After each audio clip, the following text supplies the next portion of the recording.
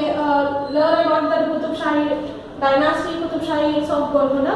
So in the previous classes we get to know who was the founder, what are all the construction activities, how they planned the city, how it is being developed. So in this Qutub Shahi, I'll just give a recall of the Qutub Shahi of Golconda. Actually they belongs to this is Bahmani sultans. In that the very first was Quli Qutub Shah. He was the governor to this Bahmani kingdom.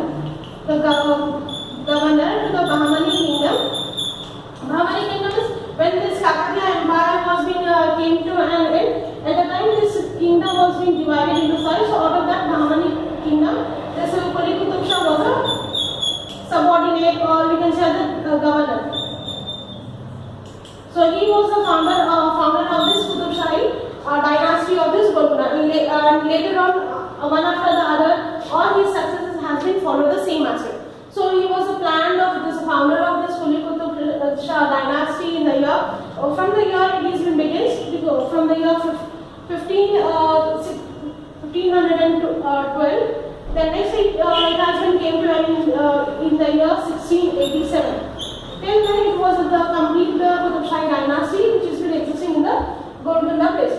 So what all the construction activities we have been getting to know the founder. Then next is Jamshid Quli Qutub Shah, as of he not played an important role, or no construction activities, no plan in the run. So later on, Ibrahim Quli Qutub Shah. So this Ibrahim Quli Qutub Shah, he played a very important role to the maintenance of the city of Hyderabad. So what are the things we have been discussing in the yesterday class? In that house of Nayakas, he has been maintaining. He gave importance to the Telugu language, having the four poets. Then next we had about this agrarian society in agriculture. Then next we had the still construction of these different kinds of monuments he had been made in the city. Then in Persian language and Urdu language he has been very well versed. Then due to this one, presently what we have been speaking, this is Deccani Urdu language. So in this Ibrahim Quli Qutub Shah, we had he has been assisted by the Prime Minister, or we can know as the architect means engineer. Presently we will call them as the engineers. This architect, what he I think yesterday I have been saying the architect Mir Momin Asarbadi. So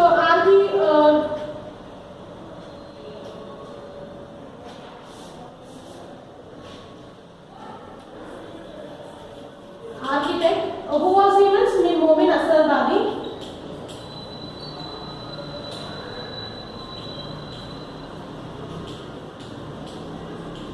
So along with this Ibrahim Quli Qutub Shah, this Mir Momin Asarbadi, he had been laid and emphasized and planned with this one. So they had been constructed this Charminar. Then we had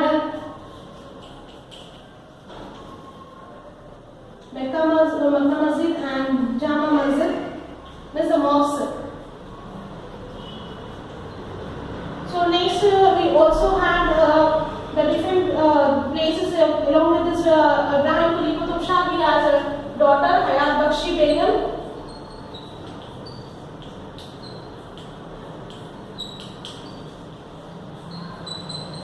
So this Hayat Bakshi Begum, as I have been said, we got the two names what we presently we will be having dedicated this Hayat Nagar.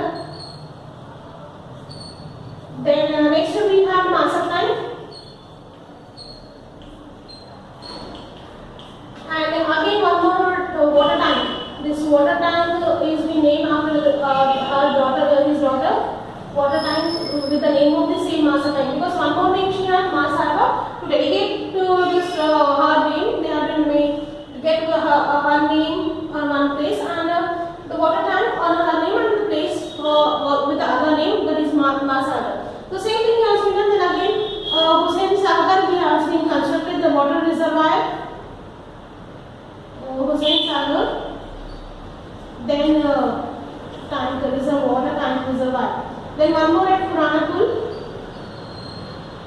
the water reservoir. So all these two are under for the river Musi, and this river Musi at the time it was being used for drinking water, at the same time for the agricultural activities. And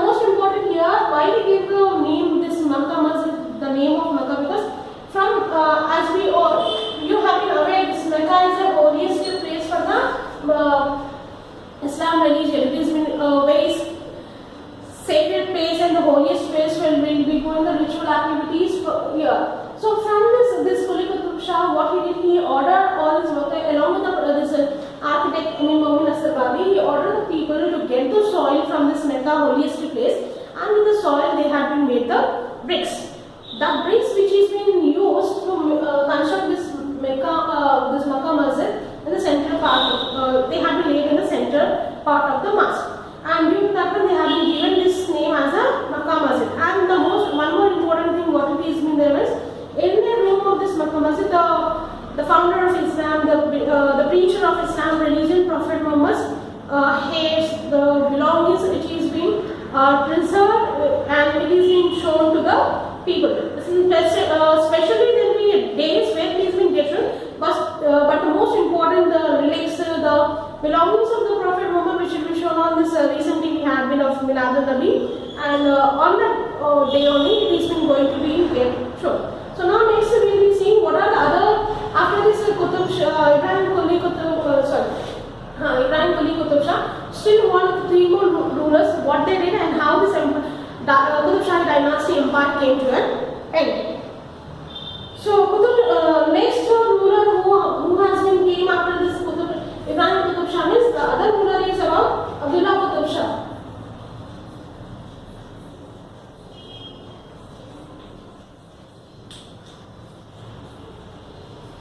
So this Abdullah Qutub Shah, he was been from the year 1612. Then after this one he had Muhammad Quli Qutub Shah. Then he did not have much of the related things aspects of. The last second ruler is about Muhammad Qutub Shah from the year 1626 to 1672. 1626 to 1672. His tenure of time. Now we will see what are the planned his city, what are the activities he has been done during he was the king of the Golconda. So he is a lover of poetry and music. So the first thing, poetry, he has been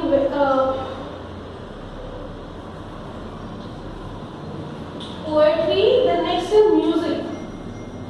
He is a very good lover. He has been a complete lover. He likes the poet. He has been liking the poetry. He has been for the music. Then he invited and honored Kshatriya, the famous Padam writer, to his court. So one more poet who has been invited, his poet was Kshatriya in his court. Means in his the decisions or the music whenever he is present, the Kshatriya he has been invited. He is a very good Padam writer.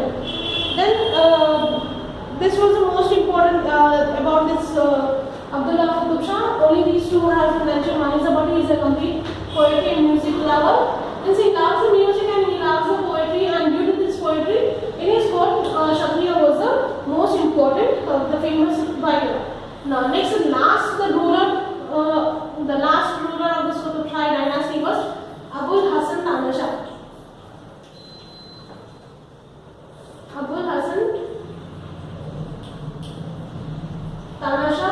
He is from the year, the next is 1673 to 1687. His tenure of time from the year 1673 to 1687. And he is the only ruler of this Qutub Shah dynasty. He doesn't belong to the hierarchy formation. He is the son-in-law. As we all know that it will be of hierarchy, means from the forefathers, from the father, it need to be get done. So likewise, here is this 72 or 73 in this complete year he has been started. So he is only the ruler who is not related to the Qutub Shahis from the Qutub. We will get to see how much he is being, what the things he has been done. Abul Hasan Tanasha was the last and the most popular ruler of Qutub Shah dynasty. He appointed Kanchandla Bopanna, also known as Ramadasu, as Tehsildar in the revenue department of Palvacha country. Ramadasu diverted the public funds to construct Lord Rama temple in Bhadrachalam and got the jewelry for the idols of Rama, Sita and Lakshmana. Tani Shah found Ramadasu guilty of diverting the public funds and put him in jail and released him after realization. So the very first means when he was in the rule, what he did, he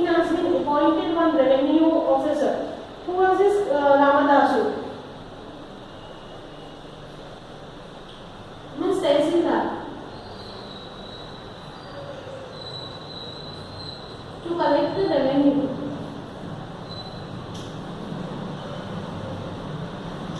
To collect revenue, Ramadasu. So this Ramadasu, he has been appointed as a Tehsildar.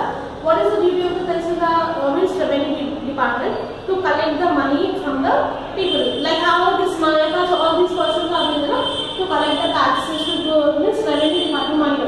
So this Ramadasu, what he did, that money what he will be getting, that is of public, of the society. So instead of giving to this Tana Shah, to this kingdom, he used all the money to construct a temple at Bhadrachalam place. With this, he, and at the same time he also purchased the jewelry for this Lord Rama, then all these for the Lord Rama, items of Lord Rama, Sita and Lakshmana. So he started constructing the temple. At the same time he started making the idols, purchasing the jewelry, all. And this he did not mention. He gave the word to the thing like he is doing this kind of things. So when this Anasha got to know that he is using the public money and he is in private, means he is not using the money for the welfare of the people, and at the same time he is not giving to the kingdom. So what he did, when he got to know, he put him in the jail, and after realization means how he got, why he has been doing, what is his intention, so after that he released him from the jail. So now we will see about Abu Hassan Danasha. This was been the most. Now overall of this Qutub Shahi dynasty, we will see why it has been very famous, how they maintain the relations, and what kind of jewelry they have been having, what type of architectural style, the design of construction of these monuments they did up, what is the style of this Charminar, then there is Makka Masjid, the water reservoirs, we will get to know, and how it had an impact on the other rulers. So during the Qutub Shahi period, Golconda was known all over the world for its famous diamonds. At the time, Machilipatnam became the major port from where trade was carried out with Southeast Asia, China, Persia, Arabia and Europe. Great caravans travelled from the coastal regions to Golconda carrying merchandise, gold and silver from different countries. So as I said, Golconda has been become very famous throughout the world. Why it has been famous? Because of this architectural style, what they constructed, how they maintained. And in this one, the Golconda at the time it has been very famous for the diamonds. Famous for diamonds. And due to this famous of the diamonds, so we have been getting to know the Kohinoor diamond of the play, this Golconda place. So diamond. So with this diamond, so we will be just going to know what type of trade we had been done with this Golconda dynasty. The very first thing, it became very famous throughout the world, not only to the country of India, it also became famous complete world. So when it became famous, what are the people from the different places, they started coming and doing the trade. So basically at that time the trade is been completed with the sea routes. So first is diamonds, then second is trade route. So for this trade, what are the countries here in Southeast Asia?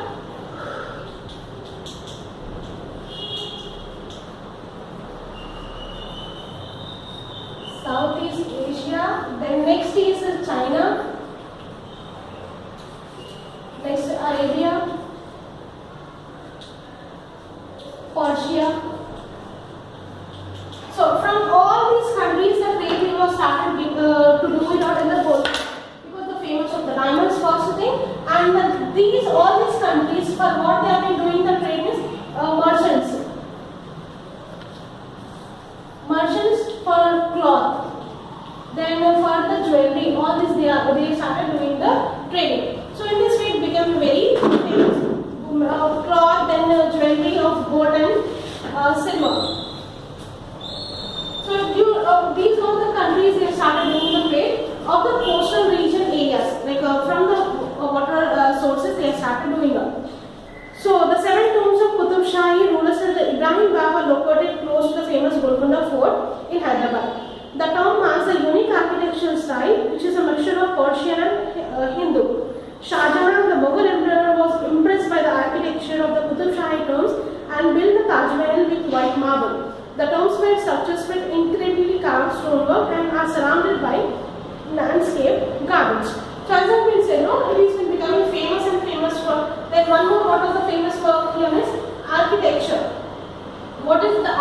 architecture here is architectural style. Architectural style, how they have been started moving on. So it is been completely before the seven, like how they have been constructed the seven tombs. Some rumors will be get to know. No?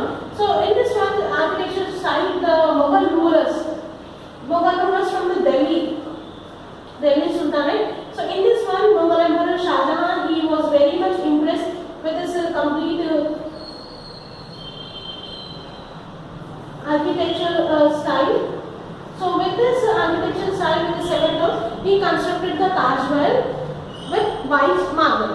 And every the construction activities, the architectural style of Golconda, Makkah Masjid, Jama Masjid, then Hayat Bashir, so every architectural style has been of complete, very different and complete unique one. And due to that one, these Mughal emperors were very much impressed and very much liking the architectural styles of the Golconda rulers.